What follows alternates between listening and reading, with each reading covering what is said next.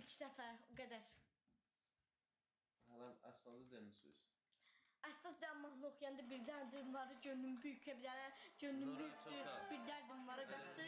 Bir şey aktarırsansa, Ben bu şimdi yeni her şeyi evde derdim bulur. tuttum. Kəpəyə qarşı 100% edək qorunma. Dostlar, mən hətta əsməcələ gedirəm, yerimdə mən şükürlər tutur. Ya Nuray çox sağ ol. mamzam otaqda olur, ya da Zəhra ilə Rabiyə yatmayları tutur. Hətta mən şükürlər tutur yerimdə. Əsməcələ. Bir görürəm Rabiyə başlayır yatın, Zəhra başlayır yatın. İnşallah canlıdan sonra baxarım da ya. Takip atın. Kim takip atır?